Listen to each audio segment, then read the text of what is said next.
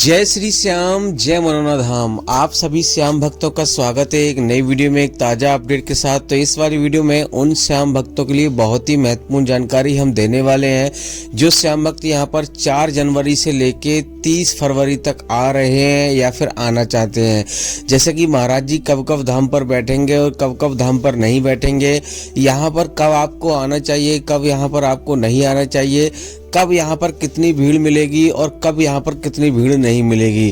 क्योंकि दोस्तों आप दूर दूर राज्यों से, अलग अलग शहरों से, दूर दूर से यहाँ पर आते हो। अगर महाराज जी आपको ना मिलें तो आपका समय भी बर्बाद होगा, पैसा भी बर्बाद होगा और आपका कोई भी फायदा नहीं होगा।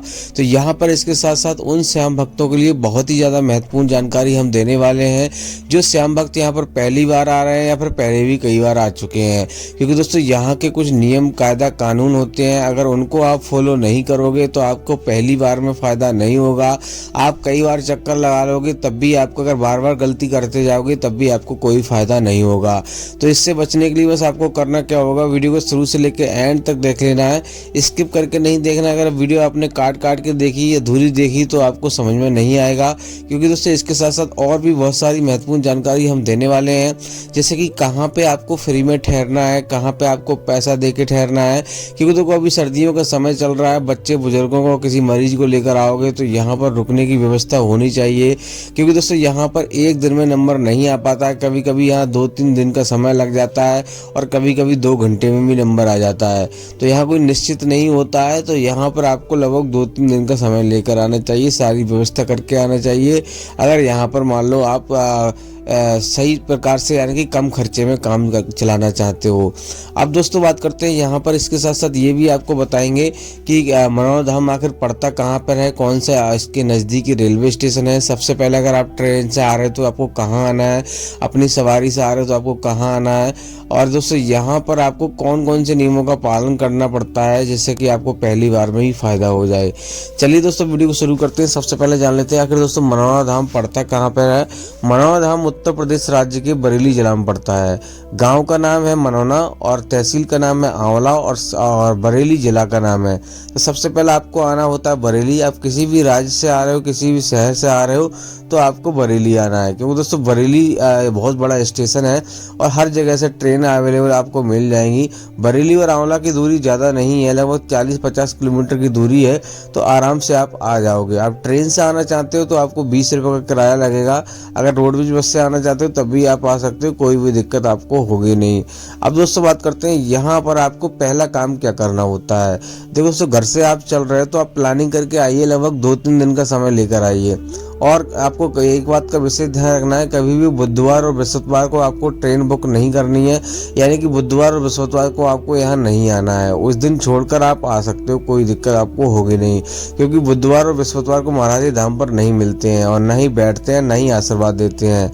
इस बात का विशेष ध्यान रखना है। फिर मत कहना भैया हमें बताया नहीं और हम यहाँ पर इस तारीख को पहुँच गए और महाराज जी नहीं मिले।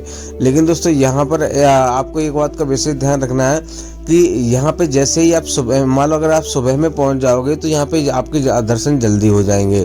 तो ऐसी प्लानिंग कीजिए कि सुबह में यहाँ पे पहुँच जाएं। सबसे पहले आपको बरेली से आंवला, और आंवला की जो दूरी है लगभग मनोना धाम की लगभग 2-3 किलोमीटर की दूरी है। आंवला आते खनी ऑटो रिक्शा, ई रिक्शा आपको मिल जाएंगे। सबसे पहले मनोना धाम पहुँचने के बाद आपको करना क्या है, देखो दोस्तों यहाँ पर सबसे पहले आपको स्नान करना है। अगर अभी सर्दियों का समय चल रहा है, स्नान करने में सक्षम नहीं हो तो आप क्या कर सकते हो, प्रसाद ले सकते हो। 51 रुपये का प्रसाद शुरू हो जाता है और 20 रुपये की बोतल मिलती है। श्याम जल की दुकान पर ही आपको बोतल मिलेगी, छोटे वाले मंदिर के पास में। आपको क्या करना है, वो बोतल ले लेनी है, 1 ले लेनी है, 2 ले लेनी है, अपने हिसाब से आपको ले लेना है। उसके बाद सीधा मंदिर की लाइन में आपको लग जाना है। लेकिन उससे पहले आपको 51 रुपये का प्रसाद खरीदना है, 10 रुपये के अर्जी फॉर्म खरीदना है, 60 रुपये उसमें रखने होते हैं, 61 रुपये की अर्जी लगती है। इस प्रकार से आपको अर्जी लगानी है। अर्जी फॉर्म में आपकी जो भी समस्या है वो बारी बारी से आपको लिख देनी है। अब दोस्तों बात करते हैं आपको करना क्या है। मंदिर के दर्शन में आप करना है, मंदिर में ही आपको प्रसाद चढ़ाना है, मंदिर में ही आपको जो आप अर्जी फॉर्म लेके जा रहे हो वो आपको चढ़ाना है। मंदिर के दर्शन करने के बाद सीधे महाराज जी की लाइन में आपको लग जाना। महाराज जी की लाइन भी सुबह 4 बजे से लगना शुरू हो जाती है। तो आप यहाँ पर अगर जितनी जल्दी होगा उतनी जल्दी अगर किसी व्यक्ति को, स्वस्थ व्यक्ति को, अपने साथ वाले को लगा दोगे तो आपके नंबर आना तय है। और दोस्तों अगर आप यहाँ पे टोकन लेना चाहते हो, अब क्योंकि दोस्तों यहाँ पे लाइन में तो इतनी लंबी लंबी लाइन लग जाती है कि बहुत ज़्यादा दिक्कत हो जाती है। तो टोकन की व्यवस्था बनाई गई है, लेकिन दोस्तों टोकन उन्हीं लोगों को दिया जाता है जो ज़्यादा गंभीर होते हैं। तो सीधा आप बड़े वाले मंदिर के सामने जस्ट आगे चले जाइए लास्ट में, और वहाँ पर आपको यहाँ टोकन वाली लाइन आपको लगी मिल जाएगी। वहाँ पे टोकन वाली लाइन लगाई जाती है ओनली, और वहाँ टोकन उन्हीं लोगों को दिया जाता है जो ज़्यादा गंभीर होते हैं। यानी कोई विकलांग हो गया, कोई और दिक्कत हो गई, तो उन्हीं लोगों को टोकन दिया जाता है। इस बात का विशेष ध्यान रखना है, हर किसी को टोकन नहीं मिलता है। अब दोस्तों बात करते हैं यहाँ पर पहला काम आपको क्या करना है। जैसे ही महाराज जी की लाइन में आप लगोगे, महाराज जी के पास जाना है और सारी समस्याएं वो बारी बारी से आपको बता देनी है।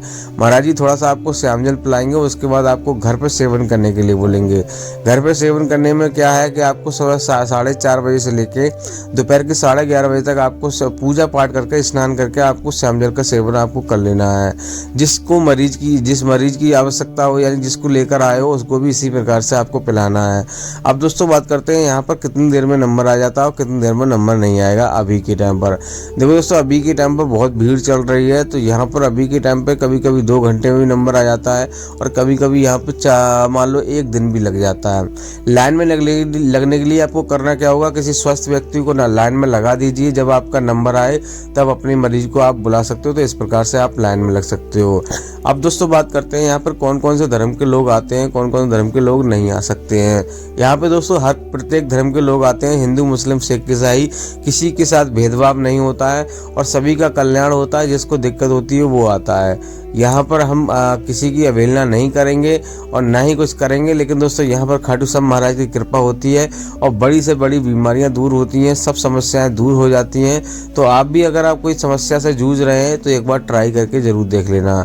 लेकिन दोस्तों बात ये आपको विशेष ध्यान रखना है कि आपको सच्चे मन से अर्जी लगानी है, सारे नियम सच्चे मन से फॉलो करने हैं। अगर आपने सच्चे नियम से फॉलो नहीं किए तो यहाँ पे आपकी मनोकामना पूरी नहीं होगी। अब दोस्तों बात करते हैं यहाँ पर आपको कौन कौन सी सावधानियाँ आपको बरतनी है जिससे कि आपको पहली बार में ही फायदा हो जाए। देखो दोस्तों, आपको पहले तो आपको ये ध्यान रखना है, अपने घर से आप चल रहे हो तो आपको मन में कभी भी ये विचार ना आए कि यहाँ पे हमारी मनोकामना पूरी होगी या नहीं होगी। दूसरी बात यह है कि यहाँ से श्याम जल आपको ऑनलाइन नहीं मंगाना है, ऑनलाइन अर्जी नहीं लगानी है, क्योंकि दोस्तों यहाँ पर क्या मालूम किसने किस तरह से आपको श्याम जल भर के दे दिया, किसी नल से भर के दे दिया, या फिर ऐसे ही किसी ऐसे व्यक्ति के हाथ में पड़ गया जो मीट मछली खाता हो, तो वो खंडित हो जाएगा। तो इस बात का विशेष ध्यान रखना है, कभी भी ऑनलाइन श्याम जल नहीं मंगाना है, ऑनलाइन अर्जी नहीं मंगानी है, आपको यहाँ पर आना ही पड़ेगा। वो बात दूसरी है कि अगर मान लो आपका मरीज आने में सक्षम नहीं है तो आप आ सकते हो, श्याम जल की बोतल ले जा सकते हो महाराज जी को बताकर, और इस प्रकार से कोशिश कर सकते हो, आपको यहाँ पर कल्याण हो सकता है। लेकिन दोस्तों आपको अगर मरीज लेकर आओगे तभी आपको ज़्यादा फायदा मिलता है। अब दोस्तों बात करते हैं यहाँ पर आपको और कौन कौन सावधानी आपको बरतनी है। देखो दोस्तों, यहाँ पे ट्रेन में अगर आप कहीं पे लेके जा रहे हो श्याम जल की बोतल, तो आपको पैरों के तले नहीं रखना है, इस बात का विशेष ध्यान रखना है। ऐसी जगह नहीं रखना है जहाँ पे कहीं खंडित हो जाए, क्योंकि दोस्तों क्या मालूम कौन से व्यक्ति कैसा है ट्रेन में, और उसके स्पर्श से वो बोतल खंडित हो जाएगी, फिर कोई काम नहीं करेगी। इस बात का विशेष ध्यान रखना है। अब दोस्तों बात करते हैं कि अगर मान लो काफ़ी भैया कहते हैं कि भैया हमारे यहाँ पे हमने लगभग 2-3 बार चक्कर लगा दिया, हमारी मनोकामना पूरी नहीं हुई, तो हम आपको बताते हैं बहुत सारे लोग क्या करते हैं, यहाँ के नियमों का पालन नहीं करते हैं। दूसरी बात यह है, जिन लोगों के साथ पुण्य होते हैं उन लोगों की मनोकामना जल्दी पूरी हो जाती है, और जिन लोगों के साथ पुण्य नहीं होते हैं उनको थोड़ा समय लगता है।